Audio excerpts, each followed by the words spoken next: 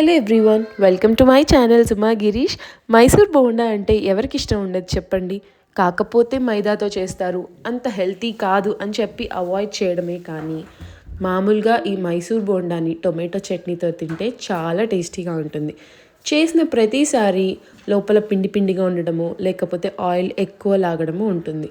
నేను perfect మెజర్మెంట్స్తో Mysore bonda recipe చెప్పేస్తాను, మీరు ట్రై చేసేయండి. ఫస్ట్ ఆఫ్ ఆల్ ఒక గిన్నెలో పెరుగు తీసుకోవాలి. 2 టేబుల్ స్పూన్స్ పెరుగు తీసుకోవాలి.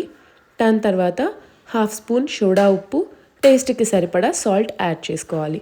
ఇది మొత్తం కూడా బాగా బీట్ చేసుకోవాలి, ఇట్లాగా పెరుగులో ఎయిర్ బబుల్స్ వచ్చేంత వరకు. Next 2 cups of maida add చేసుకోవాలి. అంటే 1 కప్పు పెరుగుకి 2 కప్స్ మైదా. కొద్దిగా జీలకర్ర యాడ్ చేసుకోవాలి. ఇదంతా కూడా బాగా మిక్స్ చేసుకోవాలి ఉండలు లేకుండా. సోడా ఉప్పు పెరుగులో ముందుగానే బీట్ చేసుకున్నామంటే ఆయిల్ ఎక్కువగా లాగదు అండ్ అది ఫర్మెంట్ అవుతుంది. టేస్ట్ చాలా బాగుంటుంది, లోపల మెత్తగా బయట క్రిస్పీగా చాలా చాలా బాగుంటాయి.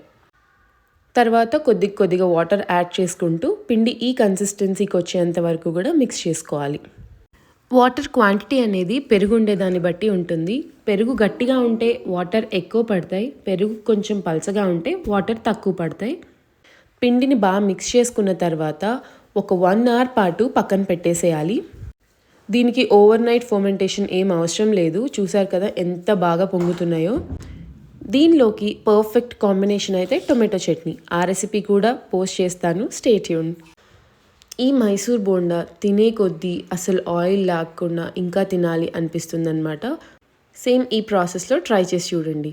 చాలామంది మైసూర్ బోండాని గోధుమ పిండితో కూడా చేసుకుంటూ ఉంటారు. అది హెల్తీ వర్షన్. మనకి ఎప్పుడు అన్హెల్తీయే ఇష్టంగా ఉంటాయి కదా. చూసారు కదా, ఇలా గోల్డెన్ బ్రౌన్ రావాలి.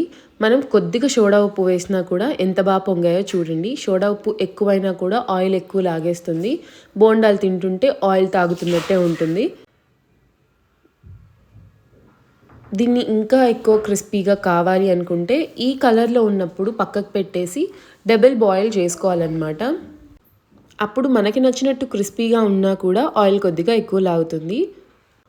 సో డబుల్ బాయిల్ ఏం అక్కర్లేదు, ఒక్కసారి వేగినా కూడా క్రిస్పీగా జ్యూసీగా ఉంటుంది. ఇది హోటల్ స్టైల్లో అయితే కొద్దిగా అల్లం, పచ్చి కొబ్బరి తురుము కూడా వేసుకుంటారు, కానీ నేను వేయలేదన్నమాట. ఇదంతా హెల్తీ రెసిపీ ఏం కాదు కాబట్టి ఎప్పుడైనా ఒకసారి అలా క్రేవింగ్స్ వచ్చినప్పుడు చేసుకుంటే బాగుంటుంది. చూసారు కదా, ఏ మాత్రం కూడా ఆయిల్ లాగలేదు, అసలు ఆయిల్ లాగినట్టే కనిపించట్లేదు కదా. దీనికి హెల్తీ వర్షన్ కావాలి అనుకుంటే కమెంట్ బాక్స్లో కమెంట్ చేసేయండి, డెఫినెట్గా ట్రై చేసి పోస్ట్ చేస్తాను. మా వారికి అయితే ఇట్లాంటి డీప్ ఫ్రైడ్ ఐటమ్స్ అంతగా ఇష్టం ఉండదు, కానీ నాకు పిల్లలకి మైసూర్ బోండా అంటే చాలా ఇష్టం. ఇంకా మా కోసం ఆయన కూడా తినేస్తారు. చూసారు కదా పైకి ఎంత క్రిస్పీగా ఉన్నాయో, లోపల కూడా చాలా బాగా కుక్ అయినాయి అన్నమాట. ఈ మైసూర్ బోండా అయితే మంత్లీ ఒకసారి ఖచ్చితంగా మా ఇంట్లో ప్రిపేర్ చేస్తూ ఉంటాను.